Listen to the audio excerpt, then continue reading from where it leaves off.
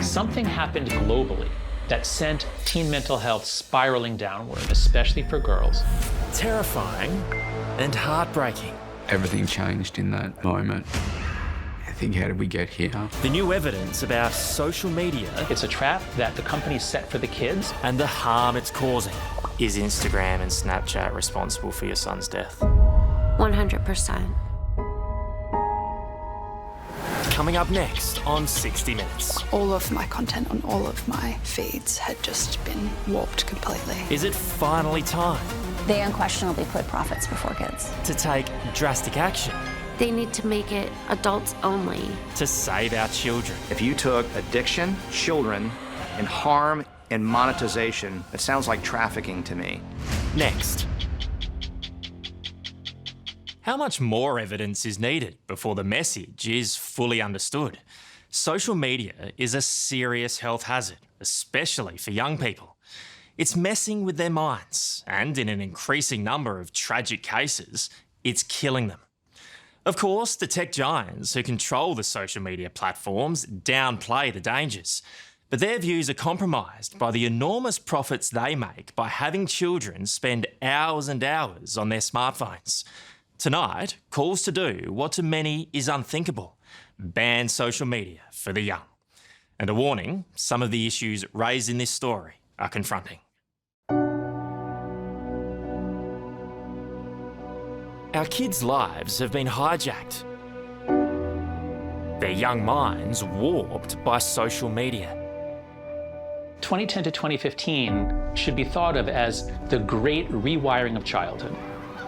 We lost the play-based childhood and we got a phone-based childhood, and that's what is basically making our kids ill all around the developed world. New York-based social psychologist Jonathan Haidt isn't holding back. He says big tech is making our kids sick, even killing them, and he's on a mission to show the world the proof. We have an international epidemic of depression, anxiety, self-harm, and suicide. The famed author's been crunching the data for years, and what he's found is a damning indictment. What we saw was the almost instantaneous transformation of childhood into a form that I think is incompatible with healthy human development. You call it the surge of suffering. You're not mincing words, you're not sugarcoating it. What does your data show? Something happened in the early 2010s that sent teen mental health spiraling downward. So what we see in the United States, when we graph out the percent of American teens who suffer from anxiety, depression, those who self-harm, those who are hospitalized, what we see is very stable levels from the 1990s through 2010. And then right around 2013, 2012, suddenly a lot of curves begin going up very, very sharply. And we see the same thing in the UK, and the same thing in Canada, the same thing in Australia, the same thing in New Zealand, the same thing in the Scandinavian countries and Northern Europe. So something happened globally that sent mental health spiraling down. Professor Haidt says what happened was the transition from the phone to the smartphone. A new iPhone, 3G. The only theory on the table for why you'd have a global change is the massive change in their daily lives when they adopted a phone-based childhood based on having a smartphone, the front-facing camera, social media, and high-speed internet. And he says young girls are the most at risk.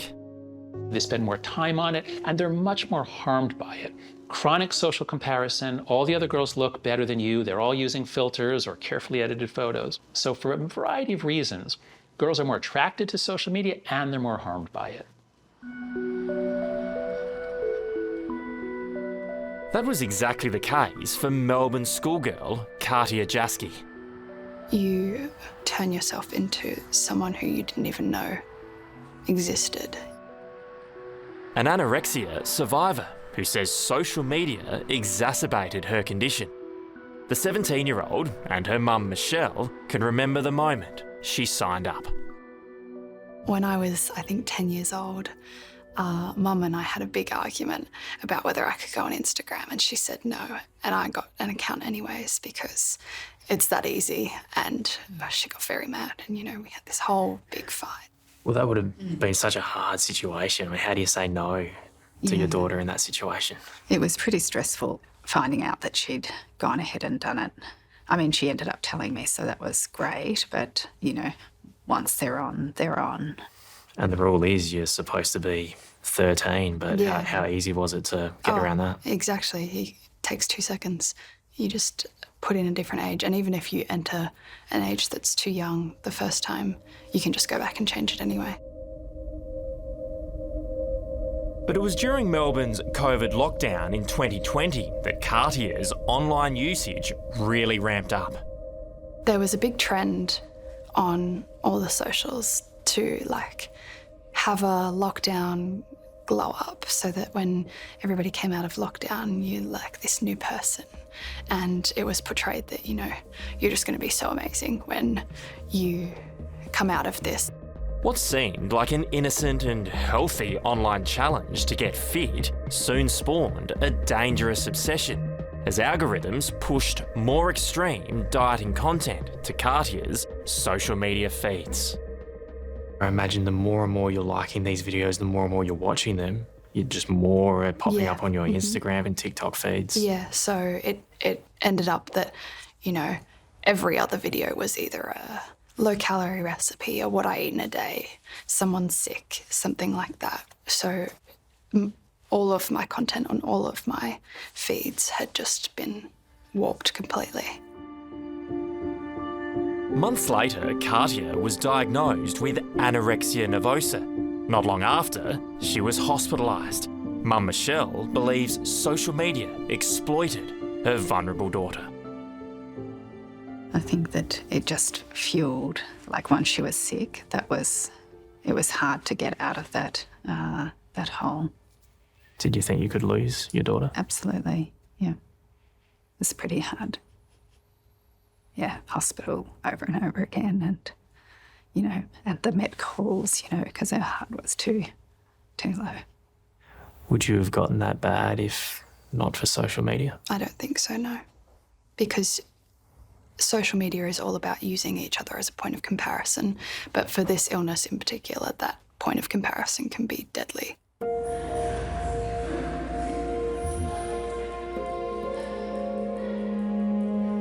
For Liv Evans, at just 15, it was deadly. Yeah, and they also took 2 blood tests. Last year, after an horrendous battle with anorexia triggered by schoolyard bullying, Liv took her own life. Her dad, Rob, is still in shock. Liv was such a beautiful, beautiful girl. When she was more physically able, she loved cheerleading, competitive cheerleading. She'd won a few competitions with her team, and she just loved that. And then, her next love was really around the creative artwork that she had, drawing animals, drawing nature. As you have a look at her artwork, you can see just what it meant for her. But getting sickly thin meant even more, and social media was there to help. Let's make it a little bit harder. That's it, good, up. Even as a fitness coach, Rob couldn't convince his daughter that what she was seeing on Instagram was unrealistic and dangerous. People that are saying, I'm healthy and I live off 200 calories a day. That's no joke, 200 calories a day. I said, Liv, they're lying. I said, you have to understand that these people might be saying they're healthy, but I said, you cannot survive on 200 calories a day, and this is the reason why.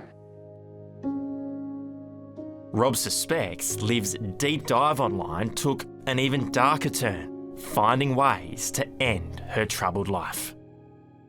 When we found out some of these things, it's like, how did you find that? Right, and she's just Googling all this stuff or searching for it on social media and finding a plethora of it. How many times did she try? 14. 13 failed. In April last year, Liv overdosed. Rob was told by doctors that his daughter wouldn't survive. She's essentially brain dead, and that the only things keeping her alive are the machines. So you need to make a decision as to not if, but when you want to switch off the machines, because she will not recover. So, yeah, everything changed in that moment. I think, how did we get here? It's horrible. Can't imagine you'll ever have to make a more difficult decision in your life. The doctor said, she said, I think Liv has made that decision for you.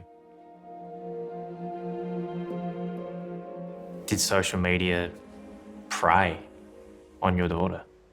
Yeah, whether it's intentional or not, I'd say yes, because it provides the perfect platform for people that are vulnerable to feel worse. I mean, it's got a lot to answer for sure.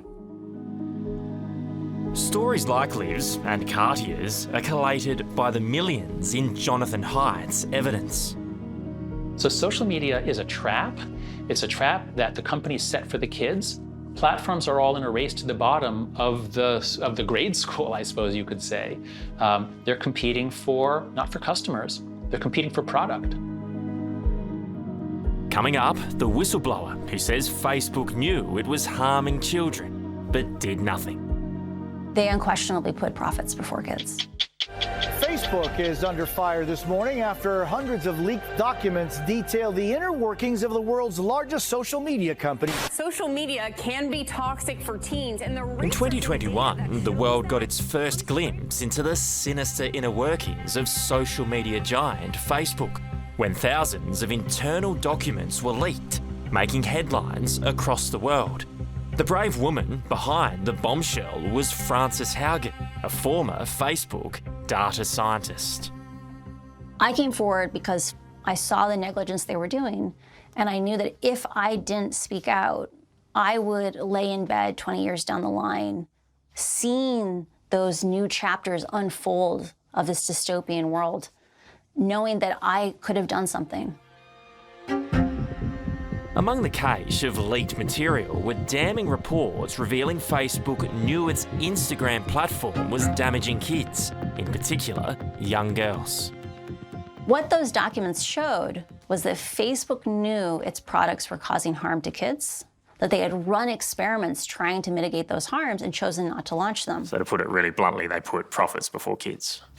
They unquestionably put profits before kids. They refuse to take responsibility. I think Facebook needs to declare moral bankruptcy.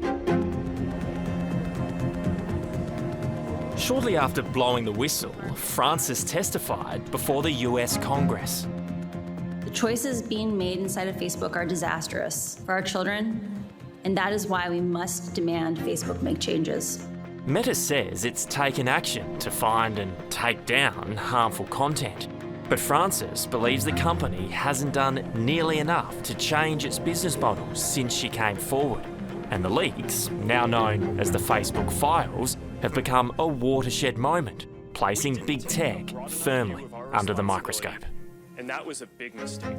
Just that seed of information opened the door such that lawsuits and the discovery process could begin bringing out radically more information. And so that's how that little seed of truth has now spawned, lawsuits that may add up to tens of billions of dollars of damages for the company.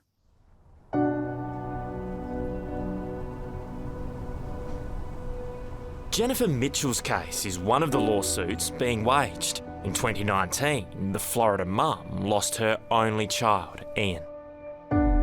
He was a loving boy. He was very funny. Witty. He was great at academics, just so bright. He was loving and caring. He was my baby. The 16-year-old was found dead in his bedroom with a gunshot to his head and his phone still recording by his side. I just knew something was very, very, very wrong. and I wasn't quite sure what.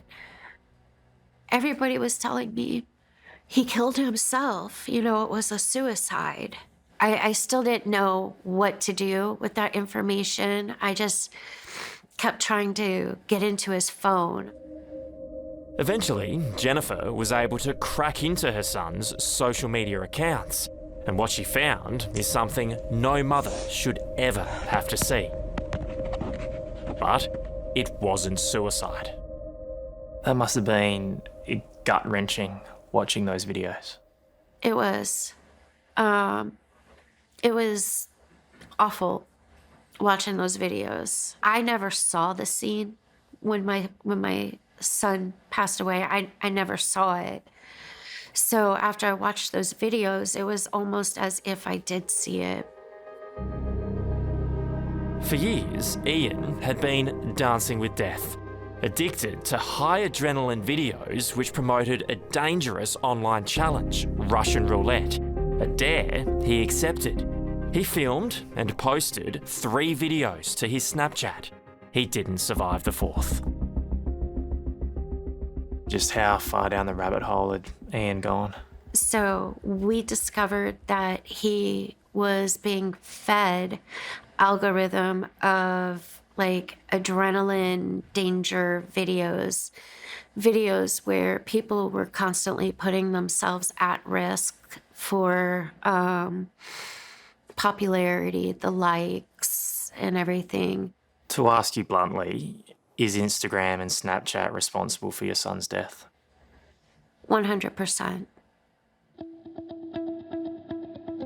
Jennifer is now suing Meta and Snap over her son's death. And we're now in a period of discovery where we're going to be able to have witnesses testify and really kind of open up the hood on what is really going on with these companies. Her lawyer is Matthew Bergman.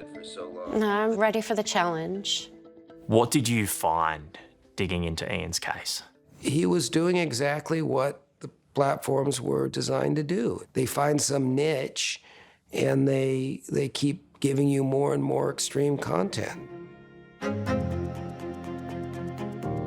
Matthew Bergman made his name fighting for justice for asbestos cancer victims. After the Facebook files, he launched a law firm solely dedicated to fighting for families whose kids have been harmed by social media. Their stories are all the same and they're all different. Every one of them is a kid that had a promising future, became addicted to social media. In some cases, they developed eating disorders by being taught to hate the way their body looks. In other cases, they were taught to hate the way they interact with other people, and in some cases took their lives.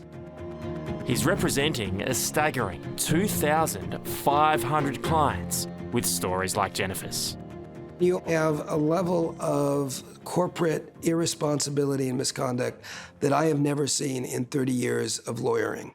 That is a huge call, big accusation. The CEOs of these companies, you're saying they've got blood on their hands and they refuse to do anything about it?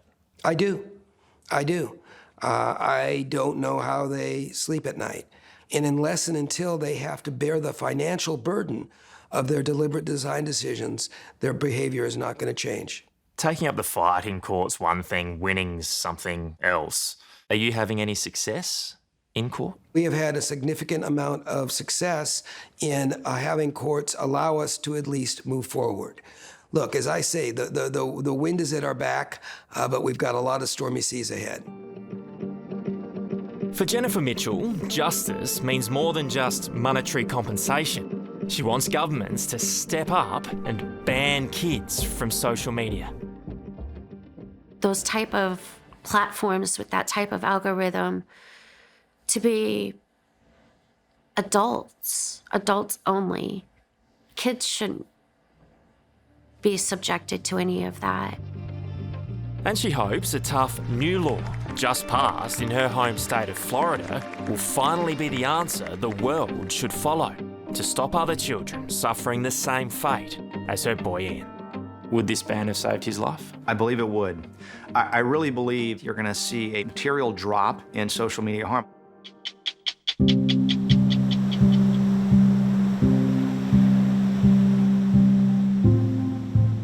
renowned for its beach resorts, swanky golf courses and sunny climate, Florida is also making waves for taking on big tech. From next year, kids in this state who are 14 years and younger will be banned from social media. 15 and 16-year-olds will need parental consent. Does that go far enough? No, but it's a start. I honestly think it should be like 18 and above, you know. Let them become an adult, let their brains develop a little more. It's too late for mum Jennifer Mitchell. Her son Ian was 16 when he shot himself after becoming addicted to playing Russian roulette, a deadly online challenge he saw on social media. But she's hoping the new law will protect other children. My entire time in public service, this is the most important thing I'll ever work on. Florida House Speaker Paul Renner is the man behind the bold ban. If you asked me just a year ago, Adam, is social media bad? I'd say, yeah, kids are on too much, but what's the big deal? But just reading about it, learning the devastating effects it's having on our children. If you took addiction, children, and harm and monetization, it sounds like trafficking to me. And so this is, in my mind, a form of digital human trafficking of our children. That's a huge accusation. I believe it. The law applies to platforms that use addictive design features like algorithms and notifications. And if they don't properly vet the age of their users, they could be fined up to $50,000 per violation. Other US states have failed in this endeavour. Bans have been thrown out by the courts, they've been blocked. Why won't that happen again?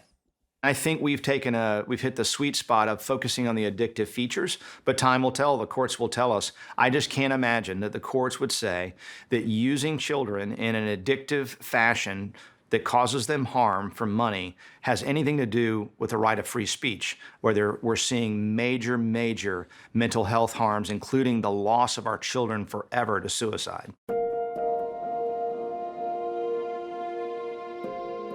Last year, Rob Evans tragically lost his daughter Liv after the 15-year-old researched online ways to end her own life. He says it's time for Australia to also step up and ban kids from social media apps. I would liken where we are now to like when we made the changes to the gun laws. And I think we're at that level with social media. And somebody needs to say, you know what, this is just the right thing to do. Yeah, it's going to have some backlash, but we need to do this. It's the right thing to do. You just have to make a stand. The woman who'll decide whether Australia has the ability or the will to take up the fight is Communications Minister Michelle Rowland. What's on the table? Is it an age limit ban? Is it forcing companies to tame down their algorithms? What's being considered? We are considering all the available options. We will continue to closely examine what is happening in Florida. So if the age limit ban in Florida works, we'll do it. If it does work, and it does have the desired effect, then it's certainly something that we'll take on board. The Minister has just announced a federal inquiry into the harms of social media. But any new laws to protect our kids could still be years away. You've seen the evidence, you know what's going on with kids and social media. Why are we then announcing inquiries? Why are we conducting reviews? Why aren't we just writing up new laws to keep them honest? One of the key questions here is around enforceability, around the incentives, and around actually getting the platforms to comply with these rules. And that includes whether the penalties are sufficient. So in short, you're looking for ways to better hurt their bottom line, make them pay, so they step up and sort it out themselves. Where there is the prospect of big fines, then that does have a demonstrable effect. I think a lot of the onus needs to be placed on those social media companies. But even after experiencing the devastating effects of social media firsthand, Katia Jaski and Mum Michelle don't believe a ban like Florida's will work. Instead, they want big tech to clean up its act. You just can't all of a sudden take it away. I don't think, but I think we can do more to keep people safe.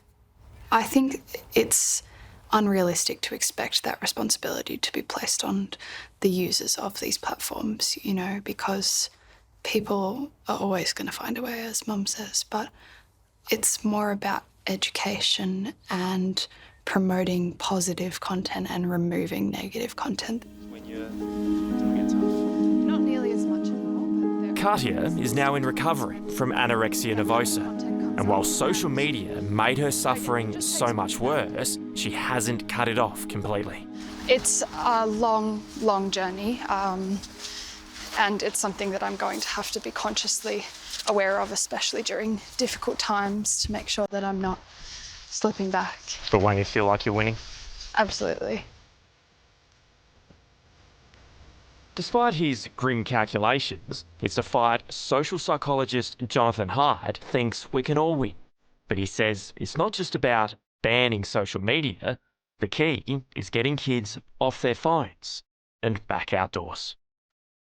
Because if we're going to take our kids off of their phone-based life, if we're going to take away a lot of the screen time, that sounds like deprivation. But if we say instead, no, you know what? You get to have a childhood like we did. You get to have a childhood like you've seen in the movies, where kids are having fun, running around, having adventures. Which childhood do you want? Sitting alone in your room on your Game Boy, on Fortnite or on social media? Or do you want to be out with your friends? And so if we can trust our kids and trust each other, we can let our kids have a human childhood and the rates of mental illness will go down. Is the world ready to make that shift? The world is so ready.